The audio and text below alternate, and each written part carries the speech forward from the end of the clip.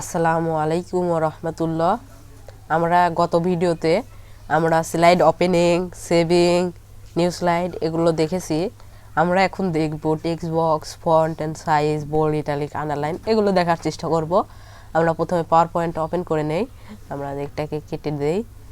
আমাদের তো নতুন পাওয়ার পয়েন্ট নেওয়া আমরা জানি, তো আমরা এগুলো সব কেটে দিলাম, সব কেটে দেই। আমরা প্রথমে কি শিখব? Text box. প্রথমে আমরা যদি টেক্সট বক্স নেই, এখানে আমরা টেক্সট বক্স নিলাম।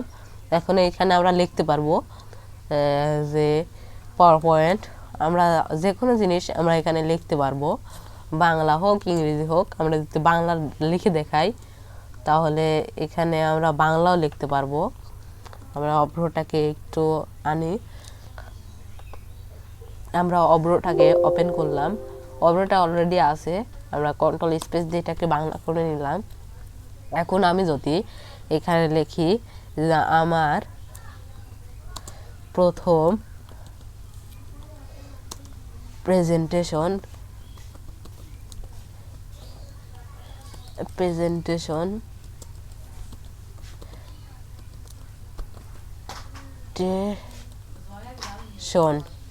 আমি যদি প্রেজেন্টেশন যদি দেই তাহলে প্রেজেন্টে আমরা যদি এখানে লিখি তাহলে এখানে আমাদের হয়ে গেল যে আমার প্রথম প্রেজেন্টেশন, পাওয়ার পয়েন্ট আমার প্রথম প্রেজেন্টেশন, এটা আমাদের লেখা হয়ে গেল। আমরা যদি এখানে অনেক কিছু লিখতে পারবো যে আমাদের টেক্সট বক্স দেখানো শেষ। তাহলে আমরা এখন যদি ফন্ট অ্যান্ড সাইজের ব্যাপারটা দেখি, তাহলে ফন্ট অ্যান্ড সাইজ দেখার জন্য যে এটাকে আমরা সিলেক্ট করলাম, আমরা শুধু পাওয়ার পয়েন্টকে একটু বড় করি, যেরকম 60 করে দেই। আর এটাকে আমরা করি কি, এটাকে একটু আমরা এটাকে সিলেক্ট করি, আর এটাকে যেহেতু অত দিলাম, এটাকে একটু ছোট রাখি। এটা এরকমভাবে আমরা দিতে পারবো যে font size, font and font size. আমরা যদি এখানে ফন্টও চেঞ্জ করে দিতে পারি। এখানে আমরা যদি বাংলা ফন্টটা সোনার বাংলা করে দেই, সোনার বাংলা, তাহলে এটা কিন্তু সোনার বাংলা হয়ে যাবে। আমরা যে কোনো কিছু লিখতে পারি, আমরা যে কোনো কিছু দিতে পারি, যে কোনো ফন্ট।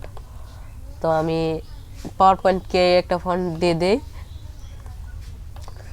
পাওয়ার পয়েন্টকে দিয়ে দিলে পরেও এটা কিন্তু হয়ে গেল, আমাদের এটা দেখা শেষ হয়ে গেল। এখন আমরা দেখি bold, italic and underline. Bold করার জন্য কি করতে হবে? এইটাকে ক্লিক করে এখানে বোল্ড অপশন আছে, বোল্ডে ক্লিক করলে এটা কিন্তু বোল্ড হয়ে যাবে। আমরা যদি কন্ট্রোল বিও দেই, কিবোর্ড থেকে কন্ট্রোল বি দিলাম, এটা কিন্তু বোল্ড হয়ে গেল। আবার কন্ট্রোল বি দিয়ে এটা কিন্তু বোল্ড অফও করে দেওয়া যায়, যে কন্ট্রোল বি দিয়ে অফ করে দিলাম, আবার কন্ট্রোল বি দিয়েই দিলাম। আমরা যদি ইটালিক করতে চাই, বাংলাকে সিলেক্ট করলাম, এটাকে ইটালিক করতে চাই, তাহলে এটাকে সিলেক্ট করে আই যে আছে এটাকে ক্লিক করলে এটা কিন্তু ইটালিক হয়ে গেল। আমরা যদি কন্ট্রোল আইও দেই তাও কিন্তু ইটালিক হয়ে গেল। এটা কিন্তু কিবোর্ড শর্টকাট, যে ইটালিক হয়ে গেল। আমরা যদি এটাকে আন্ডারলাইন করতে চাই, কন্ট্রোল ইউ দিলেও হবে, এটা শর্টকাট। আবার এখানে ইউ দিলেও এটা কিন্তু আন্ডারলাইন হয়ে যাবে। কন্ট্রোল ইউ দিলাম, এটাও কিন্তু হয়ে যাবে। এরকম আমরা আন্ডারলাইন এটা দেখে নিলাম যে আন্ডারলাইন দেখার পর আমার কি আছে যে font colour, fill colour. Font colour আসলে কি? ফন্ট কালার এখান থেকে আমরা যদি এইখানে যে ফন্ট কালারটা আছে লাল, এর নিচে লাল, এখান থেকে আমরা যে কোনো কালার সিলেক্ট করে দিতে পারবো। একটা কালার দিয়ে দিলাম। আবার ফিল কালার হচ্ছে, এটাকে ক্লিক করলাম, এখানে ফিল কালার দেওয়ার নাই, এটা আসলে একটু ভুলভাবে করা হয়েছে। এই আমরা কালার দেওয়া শিখলাম, এটা এই পর্যন্তই কালার দেওয়া।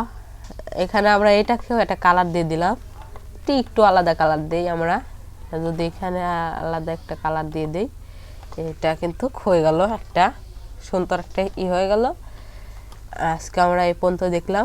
আসসালামু আলাইকুম ওয়া রাহমাতুল্লাহ।